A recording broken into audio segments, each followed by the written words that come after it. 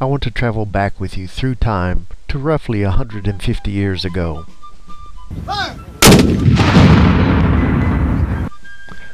To the years of the Civil War, 1861 to 1865. I want to introduce you to George McClellan on the right, a face you may not be familiar with. McClellan was Lincoln's General-in-Chief of the Union Army. We see him here with Lincoln after the Battle of Antietam, the bloodiest single-day battle in American history with over 23,000 casualties. We see Lincoln expressing his dissatisfaction with McClellan after the general had failed to crush Lee's army, especially as McClellan had held over 1/4 of his army in reserve. In fact, 2 of his reserve units combined would have been larger than Lee's entire army. The general had little respect for Lincoln and disagreed with many of his policies. This ultimately resulted in his being relieved of his command on November 5, 1862. We shift now to the summer of 1864.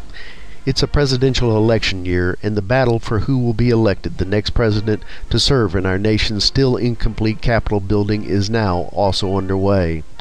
Lincoln, of course, was standing for re-election, but his opponent was none other than his former general, George McClellan.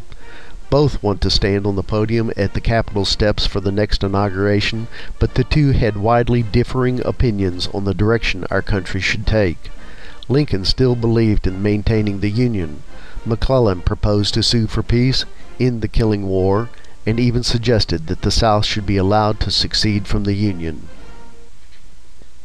This ideological battle mostly took place in the press.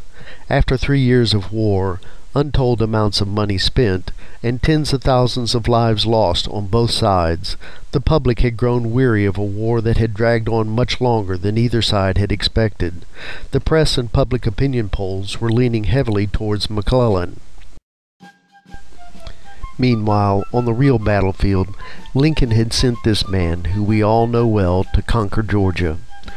William Tecumseh Sherman, along with his highly organized staff of generals and his large, well-equipped army, were here to do the job that Lincoln had sent them here to accomplish. In fact, in this final view, we see a picture of Sherman on his horse taken just outside of Atlanta in 1864.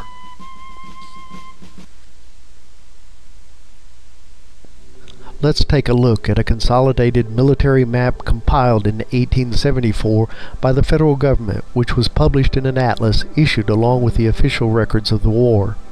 It was drawn up from numerous field maps actually created by the troops during the war in 1864. We will use this map to illustrate the lay of the land north of Atlanta and highlight many of the locations and features that play prominently in our story. First, to help everyone become oriented, let's highlight the Chattahoochee River, which was the last natural barrier between federal troops in the city of Atlanta. To the northwest lay Kennesaw Mountain and the city of Marietta. Many of you are familiar with the terrific battles which took place across Cobb County. We will be focusing on the period of time after these fierce engagements, but before the famous Battle of Peachtree Creek, just north of the city of Atlanta. The route south that the federal forces had more or less followed was along the Western and Atlantic Railroad connecting Chattanooga and Atlanta. This route was heavily defended by the Confederates in a series of fortifications just west of the river, defending the railroad bridge into Atlanta. It was known as Johnston's River Line. In particular, we will be looking at the city of Sandy Springs, then known as Oak Grove. It played a crucial role in the advance of federal troops towards Atlanta. While the city of Atlanta had always been a long-term objective of Sherman, it was not until he could move his armies across the river that this long-term objective could be finalized into an actual plan of attack on the city. There are a couple more features to point out on the map. First, the city of Roswell, with its cotton and woolen mills, a bridge across the river, and an unfinished railroad that was intended to connect the mills of Roswell to the markets of Atlanta. While no rails had been laid prior to the war, the roadbed had been excavated and filled using slave labor. And last, a covered bridge across the river between Roswell and Lawrenceville, then known as McAfee's Bridge, and today known as Holcomb Bridge. Let's take a closer look at our map and clear away our earlier markings with the exception of the river, and then get a perspective on how it looks overlaid on a modern map.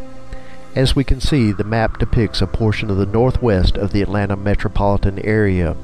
If we make our older map somewhat transparent, we can see the area shown is crossed by I-75 and I-285 as well as Georgia 400.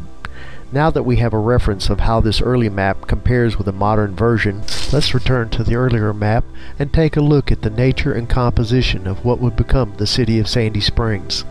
The area was prosperous, yet a thinly settled rural district populated mostly by tillers, a few millers, and more than a few distillers.